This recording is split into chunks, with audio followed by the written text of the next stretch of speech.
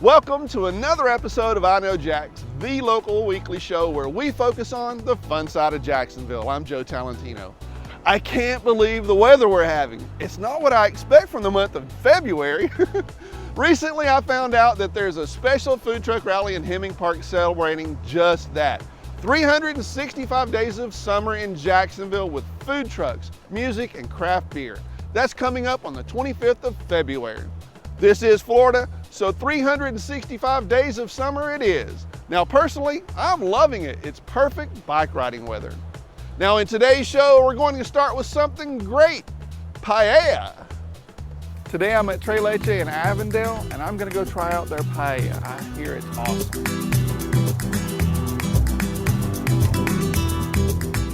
The one that we are doing today is a mixed paella, what they call mixed paella. That is, they have a chicken and seafood. Irene told me that the important thing is to start with really good homemade stock with chicken, fish, shrimp, cilantro, and you can let that cook for hours. For the paella, we're going to use mussels, scallops, fish, shrimp, squid, and chicken. Very important. Olive Spanish oil. olive oil, okay? Not the Italian No, kind. the Italian. I'm so sorry. We start with a little bit of olive oil in the pan and add the chicken first.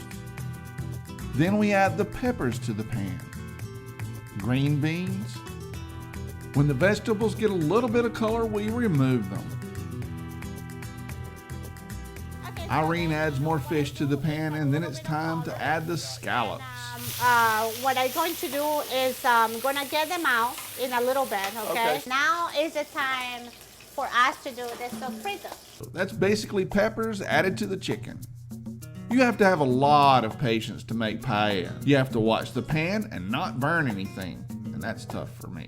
When the peppers are soft, we add the saffron. Getting a good You know, I could do this all day with you, Irene. Just hang out in the kitchen. Yeah, I love, cooking though. My dad cooked all his You life. might have a hard time getting rid of me at the end of the night, you know that. Next, it's time to add the calamari, aka the squid. It's time to add the mussels. She also adds the fish back in. You guys might not be able to see this, but we're cooking about 2 inches above the top of the pan. Then Irene wraps the whole pan in aluminum foil and puts it in the oven to finish. Then it's time for my favorite part, the unveiling. This paella smells so good. So traditional paella at Tres Leche in Avondale, I'm telling you what, this is incredible.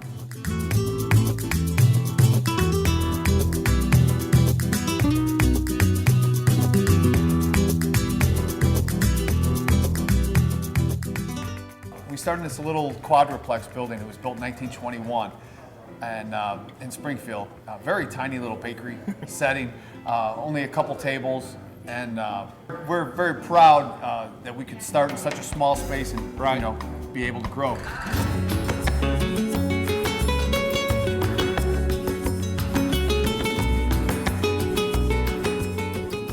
When I get together with Chris Chislett, we always have a great time together. This week, we're looking into a different type of wine, sherry.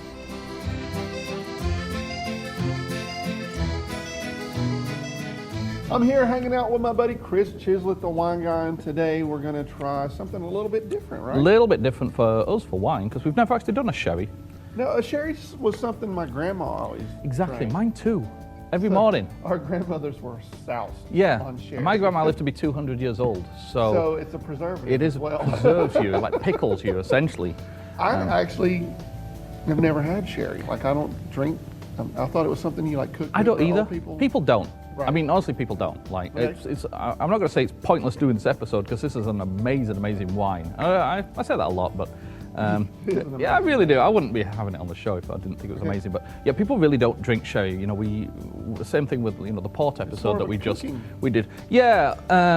Typically, you wouldn't really cook with this kind of do style. this. Some of the like the Fino sherries and just like the cooking sherries. But this is the Alvia 1927. So this has been around since 1927? Yep, and we're bringing it on the show. No, kind of, not really. It's No, kind of, not really. Yes. Pretty much no. So with sherry, what they do, they use kind of this, what they call like a fractional blending system. So Is that one of those things that you guys do over in Europe, like the metric system? pretty much, yeah. Well, you guys just kind of played around with like, blending system? just like etch a sketch Okay. and then just like, no, screw it, we're not going to do that. Fractional blending system. Yeah, so Explain. the oldest juice in this bottle dates back to 1927. Now, I mean, that could just be like a drop, but they use this, essentially the sherry itself is non-vintage, right? So the Okay. sherry itself, you know, this is a non-vintage sherry, but they use, if you imagine like a pyramid of barrels, all right? So barrels at the bottom, you got the oldest, in Right. this case, from 1927. Right. The juice all the way up at the top, you know, the newest juice from Right. last Wednesday. Yeah, right. You know, essentially. The Boom Farm. Yeah, and then they're all linked. So you keep pouring new juice in the top and you take it out from the bottom. So it's a non-vintage sherry, but you know, I don't know how they're really getting away with. I mean, they label it, you know, 1927 on the actual label, but yeah, it's called they call it a Solera system. Solera, S-O-L-E-R-A. Sure. Solera system is how they essentially blend it Those together. Spaniards come up with the I know, craziest things. but the cool thing is you are actually, I mean, for what it's worth, going to be sampling juice from 1927. Okay, cool. What kind of grapes are these? It's a blend of 3 grapes. It's going to, God, now I forgot. Palomino, Moscatel, and Pedro Jimenez. They're, Pedro Jimenez. Pedro He's a pitcher Jimenez. for the Dodgers. He is. Old Pedro Jimenez. Palomino, Moscatel, and Pedro Jimenez. Really That's kind a of grape indigenous name, really? grapes. Yeah, Okay, yeah. cool. There's X's and Z's in it and all sure, kinds of. okay. We'll put it up on the screen No, again. we How's about won't. that? No, No, I yeah, can't no, we spell will. that crap. No, I'm gonna. Yeah, if it's not up on the screen, you I'm know, not he got committing. lazy. I'm not committing. Just yeah. If you're not looking at it on the screen right now, So what is it? What are we doing here with the cheese and the chocolate? same thing that we did. Hopefully, we're going to air these episodes in order. Otherwise, this is going No. to make no sense whatsoever. Well, it's going to make no sense.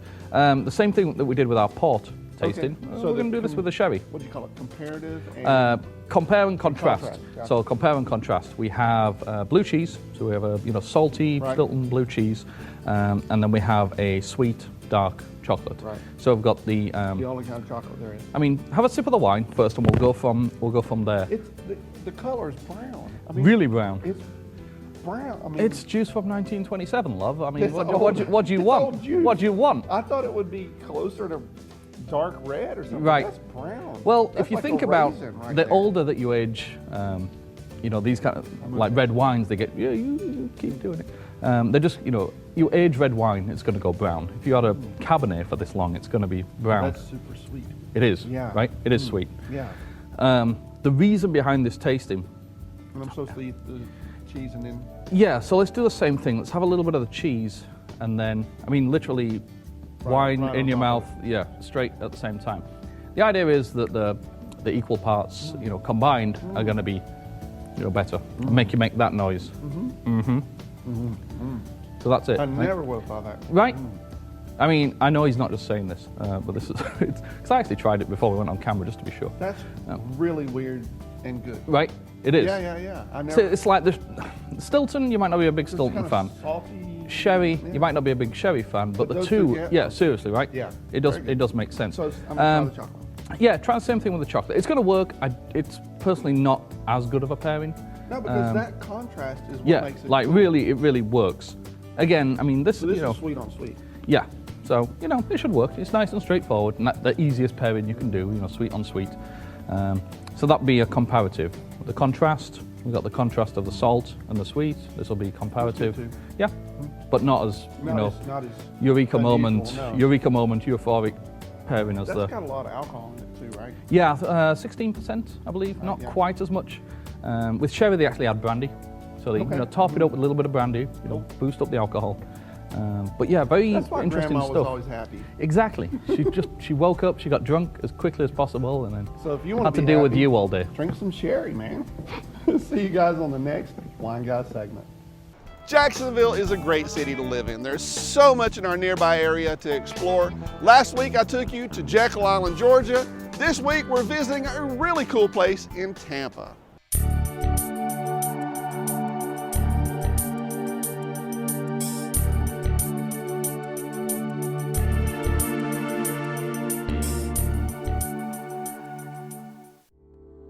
Now Now it's time for a visit to Ciro's, a prohibition-themed restaurant with great cocktails. Heck, you even need a password to get into this South Tampa speakeasy.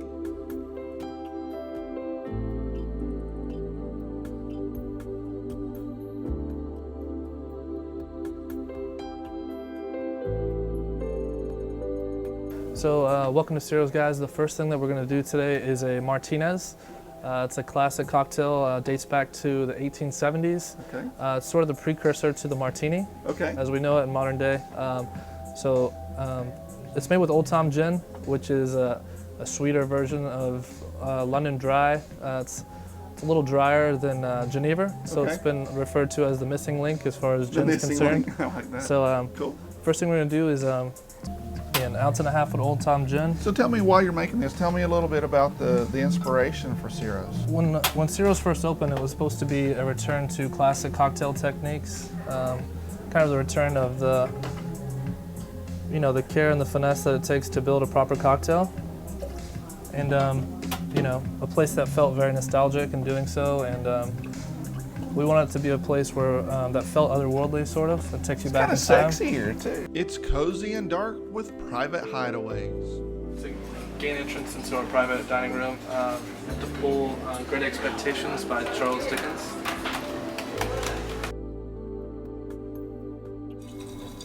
So the key to diluting a cocktail is that you want to add just the proper amount of water without over diluting it. You don't want to shake any cocktail that does not have citrus, because then you're doing what we refer to as bruising the liquor. And then we're going to finish this off with a nice lemon twist. So the oils from the lemon will give it a nice sharpness to it, to an otherwise pretty rounded out cocktail. I love the smell of that. So what are we going to do next? So the next thing we'll do for you guys, we'll go ahead and do our version of a Mai Tai. Okay. We do a barrel-aged Mai Tai here at Ciro's. Barrel aged, that's cool. Yeah, it is very cool. So what we do is we... Sounds like a lot of time is going into all these things, man. Yeah, it is. So It's all not something you just yeah, snap your fingers absolutely. and it's done. There's definitely a lot that goes into a cocktail program that we take a lot of pride in. So all the things that go into the Mai Tai, the orgeat, the demerara syrup and stuff like that, we make in-house. All the syrups that we use here at Ciro's for the cocktails, we do make in-house. We age it for 6 weeks in American oak. Cool. We then remove it, we bottle it, and then when we get one that we want to make, we Right. just add the citrus to the shaker. A classic Mai Tai is going to consist of a few things. So one's going to be orgeat, which is an almond syrup. Right? So we make a milk out of it. We sweeten it with demerara syrup, which we also make in-house. Okay. I get some rose water, some orange blossom water. Gets a little bit of macadamia nut liqueur, Right. a little bit of rum in there. It's very, very thick, very floral. It's excellent. It's a key ingredient to making any real Mai Tai. I think of you guys like mad scientists because you're putting so many things together. You must experiment a lot to get just that right mix. We do. Certainly, the antithesis of a good cocktail is everything is in balance. So layering flavors, making sure everything's in balance is very much like creating a flawless dish in the kitchen. It's all about layering flavors and putting things on the plate that belong, not necessarily just putting something in there just because it looks cool or sounds cool. Right. Definitely, everything has its purpose, everything has its place. So Yeah, absolutely. Cool. we'll go ahead and give this a shake. So this was actually a candy dish that I found and thought it looked very cool. So I was like, this would be perfect for Why my Mai not, Tai. right? That's awesome. Add some fresh ice to the top. Okay. And then, the most important part of any obnoxious tiki cocktail is All the garnish. putting everything that you have in your bar on top of it. That's beautiful. There you have our Ciro's barrel-aged Mai Tai.